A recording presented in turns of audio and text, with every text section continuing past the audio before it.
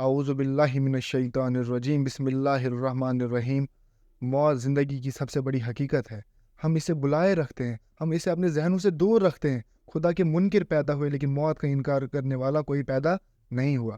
سورہ ال عمران کی آیت ہے۔ اللہ سبحانہ و تعالیٰ فرماتے ہیں کل نفس ذائقۃ الموت، ہر ایک نفس، ہر ایک شخص، ہر ایک جان کو موت کا مزہ چکھنا ہے۔ ایک مثال ہے، اگر کسی بستی میں، کسی شہر میں کسی جوان کی موت آ جاتی ہے تو سب کو آخرت یاد آ جاتی ہے۔ ایسے ہی کچھ وقت پہلے ہمارے ہی اس بستی میں، ہمارے اس شہر میں ایک جوان شخص کی موت آ جاتی ہے تو ہم سب کو پھر آخرت یاد آ جاتی ہے۔ ہم سب نیک راہ پہ آ جاتے ہیں، ہم سب نمازیں پڑھتے ہیں، اچھے کام کرتے ہیں، تو پھر کچھ وقت گزرنے کے بعد ہم پھر سے اسی ٹریک پہ آ جاتے ہیں جس ٹریک پہ ہم پہلے تھے۔ اس کی کیا وجہ ہے؟ اس کی یہی وجہ ہے کہ شیطان نے ہمارے اندر وسوسہ ڈالا اور ہم اس کے اس جال میں پھنس گئے، کیونکہ ہم جو ہے اللہ سبحانہ و تعالیٰ سے دور ہیں، ہم جو قرآن پاک سے دور ہیں، ہم جو نبی کریم صلی اللہ علیہ وسلم کی سنتوں سے دور ہیں، اور جو ہے ہم جو ہے موت کو کثرت سے یاد نہیں کرتے ہیں۔ ہمارے دلوں کو جو ہے زنگ لگ چکا ہے۔ حدیث پاک میں آتا ہے، حضرت عمر بیان فرماتے ہیں کہ نبی کریم صلی اللہ علیہ وسلم فرماتے ہیں کہ یہ دل جو ہے یہ زنگ آلود ہو جاتا ہے، جس طرح پانی لگنے سے لوہا زنگ آلود ہو جاتا ہے۔ تو آپ نے فرمایا کہ اس کی چمک کیسے آئے گی، اس کا کیا علاج ہے؟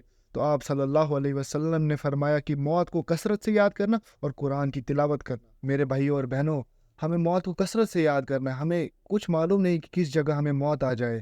سورہ لقمان کی آیت نمبر 34 کا مفہوم ہے۔ اللہ سبحانہ تعالیٰ فرماتے ہیں کہ کوئی کچھ نہیں جانتا کہ وہ کل کیا کرے گا اور کس زمین پر مرے گا۔ یاد رکھو، اللہ ہی صحیح خبروں والا اور صحیح علم رکھتا ہے۔ اب میں مین ٹاپک کی طرف آتا ہوں۔ دا فرسٹ نائٹ ان دا گریو، قبر کی پہلی رات۔ انسان بھول جائے گا every smile, every handshake, every view. انسان بھول جائے گا اپنا bank account, bank balance, job, career, ہر وہ جمع کیے ہوئے پیسے۔ دا فرسٹ نائٹ ان دا گریو، انسان کو یاد آئے گی وہ قرآن کی تلاوت جو اس نے رات کے اندھیرے میں، دن کے اجالے میں کی ہوگی۔ اس قبر کی پہلی رات میں انسان کو محسوس ہوگا کہ اس کو جھگڑا گیا ہے، اس کو محسوس ہوگا اندھیرا، اس کو محسوس ہوگا اکیلا پن، ایک خالی گفا کی طرح۔ اس قبر کی پہلی رات میں انسان کو یاد آئیں گے وہ اچھے کام جو اس نے کیے ہوں گے، اس کو یاد آئیں گے جو نیک مجلسوں میں وہ بیٹھا ہوگا، اس کو یاد آئے گا ایک ایک پل، ایک ایک سیکنڈ جو اس نے مسجد میں گزارا ہوگا، اس کو یاد آئے گا وہ ہر ایک پل جو اس نے اچھی صحبت میں گزارا ہوگا۔ اس قبر کی پہلی رات میں انسان سب کچھ بھول جائے گا، سب اس انسان کو بھول جائیں گے، اس کے دوست اس کو بھول چکے ہوں گے، اس کے رشتہ دار اس کو بھول چکے ہوں گے، اس کے گھر والے تک اس کو بھول چکے ہوں گے۔ اس قبر کی پہلی رات میں جب قبر تنگ ہوگی، انسان کو ہر وہ بری مجلس بھول جائے گی جن بری صحبتوں میں وہ بیٹھا ہوگا، ہر وہ پارٹیز جو اس نے رات بھر پارٹیز کی ہوں گی، وہ سب کچھ بھول جائے گا۔ اس قبر کی پہلی رات میں انسان بھیک مانگے گا رحم کے لیے، انسان بھیک مانگے گا واپس جانے کے لیے، انسان بھیک مانگے گا اپنے سارے گناہ معاف کرنے کے لیے۔ کیا ہم سب اس قبر کی پہلی رات کے لیے تیار ہے؟ میرے بھائیوں اور بہنوں، ہم دنیا کے چکر میں اپنی آخرت کو گنوا رہے ہیں۔ قبر کی پہلی رات میں ہی ہمیں پتہ چلے گا کہ ہماری آخرت کیسی ہوگی۔ اگر قبر کی پہلی رات میں ہماری پکڑ نہیں ہوئی، اس کا مطلب کہ ہماری آخرت جو ہے اچھی ہے، اور اگر قبر کی پہلی رات میں ہمیں پکڑا گیا، اس کا مطلب ہماری آخرت میں جو ہے بہت خطرناک ہے۔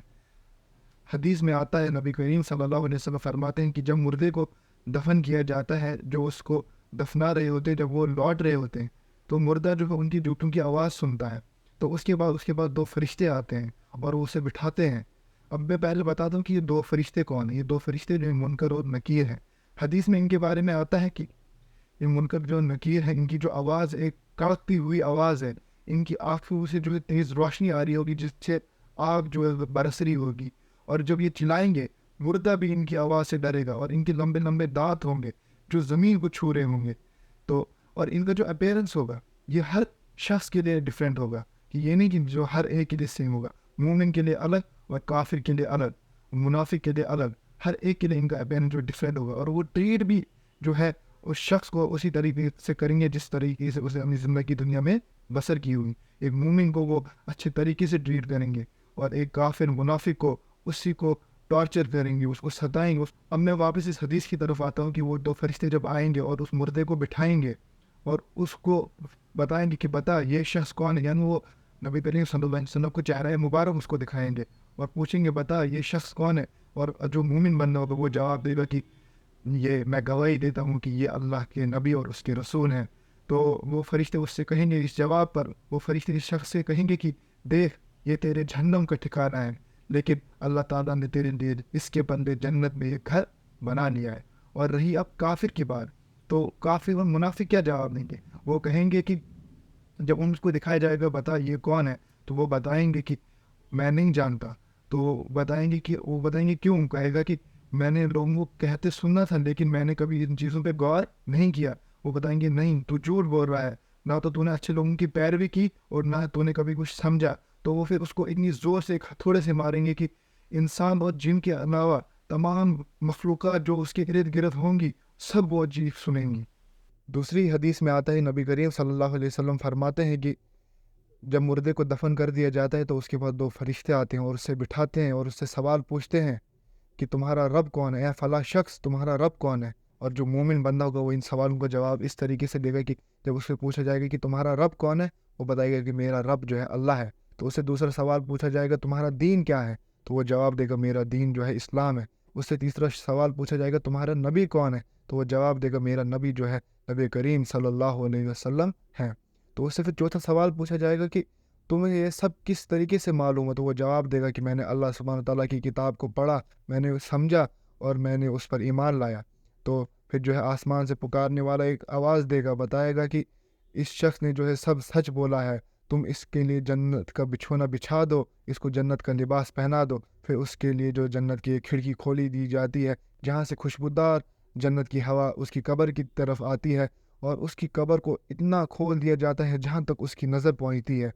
तो फिर जो है काफिर इन सवालों का जवाब इस तरीके से देगा कि उससे जब पूछा जाएगा कि ऐ शख्स तुम्हारा रब कौन है, तो काफिर जो है जवाब देगा कि मुझे मालूम नहीं मेरा रब कौन है।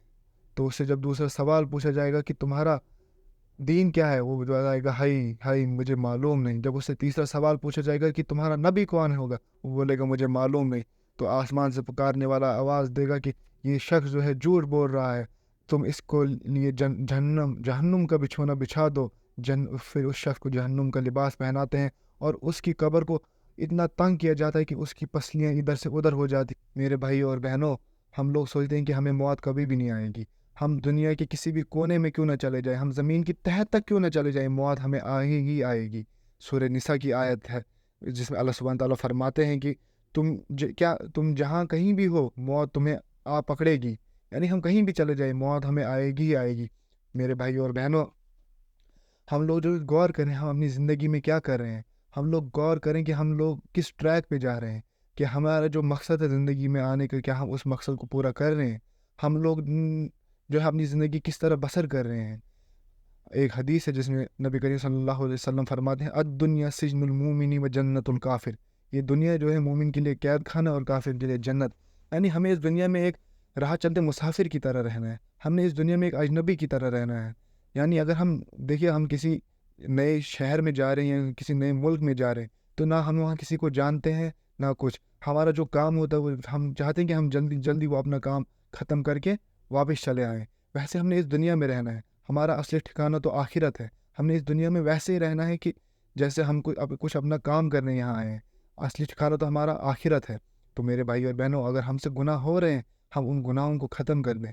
हम अल्लाह ताला से माफ़ी मांगे, वो रहमान और रहीम है। हमने कितने भी गुनाह किए हों, अगर हम अल्लाह ताला से माफ़ी मांगे वो हमें माफ़ करने वाला है। सूरह फातिहा की आयत है अर्रहमान रहीम, वो बड़ा मेहरबान और बार बार रहम करने वाला है। अगर हमसे गुनाह हो रहा है बार बार, हम बार बार अल्लाह ताला से माफ़ी मांगे।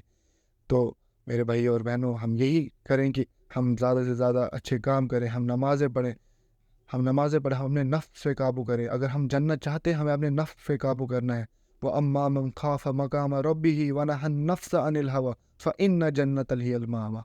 जो शख्स अल्लाह ताला के सामने खड़े होने से डरे और अपने नफ्स पे काबू करे तो जन्नत तो उसी के लिए है। अगर हम बार बार मौत को कसरत से याद करें तो हमसे गुनाह कम होंगे, क्योंकि जब हम मौत को बार बार याद करेंगे कि हमें एक बात दिल में रहेगी कि हमने अल्लाह ताला के सामने जाना है, हम ये बात जहन में रहें कि हमने अल्लाह ताला के सामने एक दिन जाना है। तो मैं आखिर में इतनी ही दुआ करूँगा कि अल्लाह ताला हम सब को गुनाहों से बचाए, हम सब को एक अच्छा मोमिन बनाए, हम सब को कब्र के अजाब से बचाए, हम सब को जन्नतुल फिरदौस वाला बनाए। आमीन व आखिरुद्दावाना वल्हम्दुलिल्लाहि रब्बिल आलमीन। अस्सलामु अलैकुम व रहमतुल्लाह।